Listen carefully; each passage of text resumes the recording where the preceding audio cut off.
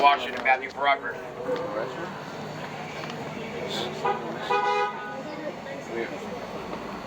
Just waving to him.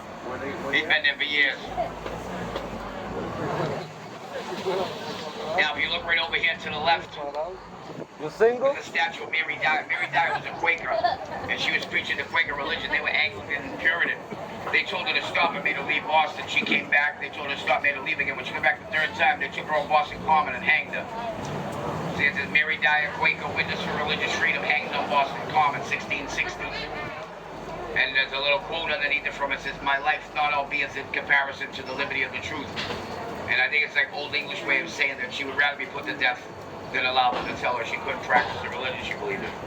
And it was pretty hypocritical of them because they supposedly came here for freedom of religion and they hung someone for preaching a different religion.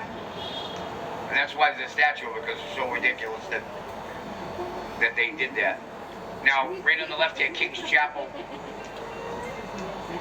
There's a 500-pound bell that Paul Revere made in the bell tower of King's Chapel. Paul Revere went from being a little boy getting paid to ring the bells to being the person that made some of the most beautiful bells that are still in existence in Boston today. Now, this is the very beginning of Beacon Street. The Boston Marathon, 24 miles of it's run on Beacon Street, the other end of Beacon. This is the very beginning of it. And just across the way, it turns into School Street. Now, just across the way is...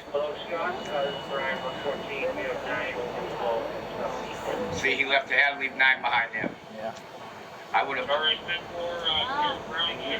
be maybe 10, 12 minutes behind you to be able to accommodate.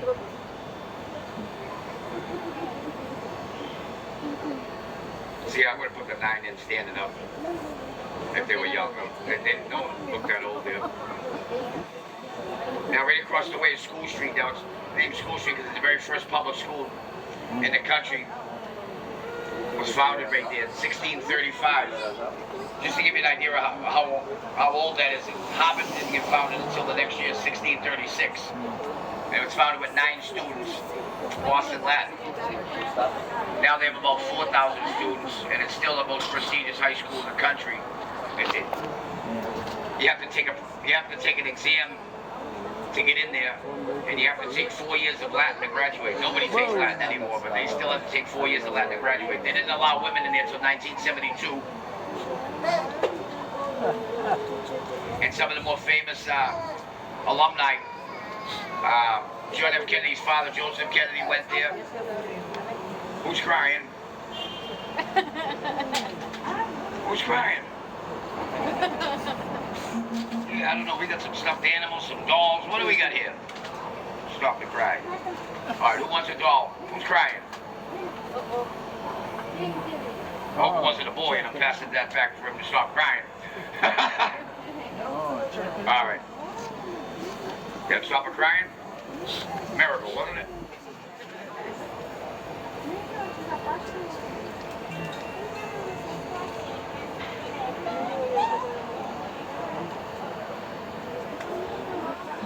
Yeah, so then they just get tired later on in the day, they get cranky. But stuffed animals and dolls stop crying quick. No, it does. I've had a couple of just absolute screaming, having a fit, and you turn around and it's a cute little doll, and they go straight from screaming, crying into a smile. Twice it happened, like so immediate, like straight crying, tears, screaming, and straight into a smile, and everybody laughs. It's so drastic that everybody in the whole trolley starts cracking up. And it's funny.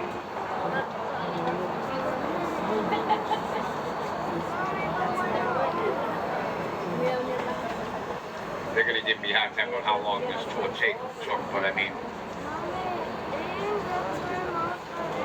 it was about 10 minutes trying to organize those lifeboats leaving the Titanic back there at stop 7. People were grabbing babies and saying, "I just put the baby, we just want to get off." You saw that, right? Couldn't believe it. It was right out of the movie The Titanic.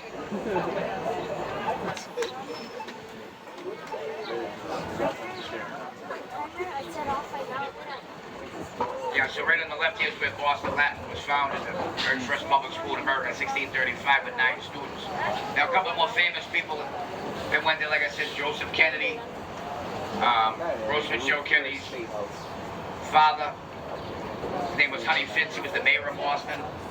A couple of more famous people that went there but didn't graduate, Benjamin Franklin and Louis Farrakhan.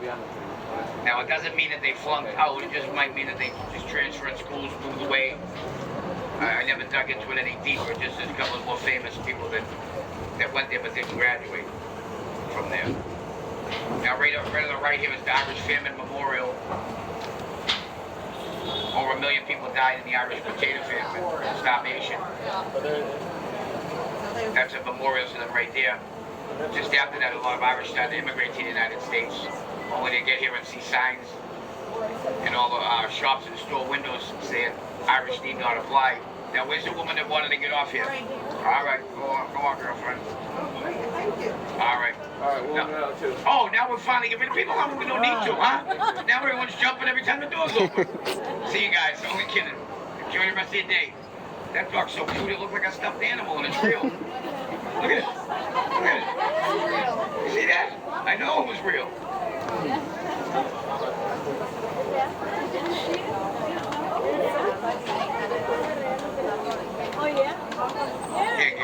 Here, give her a stuffed animal. Because one of them got a doll, so I don't want one of them not getting something. I got more if anyone else cries. No matter how old you are, I see that 40-year-old guy back there with a tear coming out of his cheek. Now, you guys should have been on here a little while ago. I keep going by this place over by Block 6. There's a guy that has a table full of t-shirts, shirts, like sweatshirts, t-shirts. Everything on the table is $4. So I told people that. I said, right across the street, same shirts are $20 and $25. So two trips in a row, people got out right at the thing. I didn't even know. And I keep always kidding around. I'm saying and I'm not saying that because he's my cousin. I said because, and they start laughing. I said because he's not. I said I don't even know him. And then I always write back, I go, what's up, cuz? And everyone starts laughing. He'd come over. I went to high school with him. I didn't even know it was him. We played hockey together in high school. So I was kidding around, pulling away. I said, give us some shirts. He threw a pile of shirts on him. And everyone took a shirt. I'm not kidding. He threw a pile of them.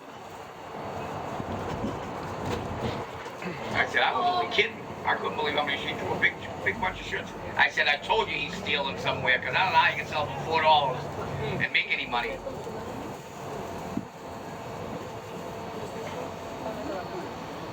But yeah, you should have seen how big a pile of shirts he threw on us. Then they all started arguing over shirts when we were running low. Because it looked like 30, 40 shirts, but you start giving them out. It was about 20.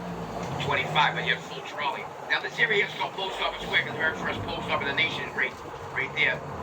And just up the top of the hill there's 17 Milk Street. It's where Benjamin Franklin was born and raised, 17 Milk Street.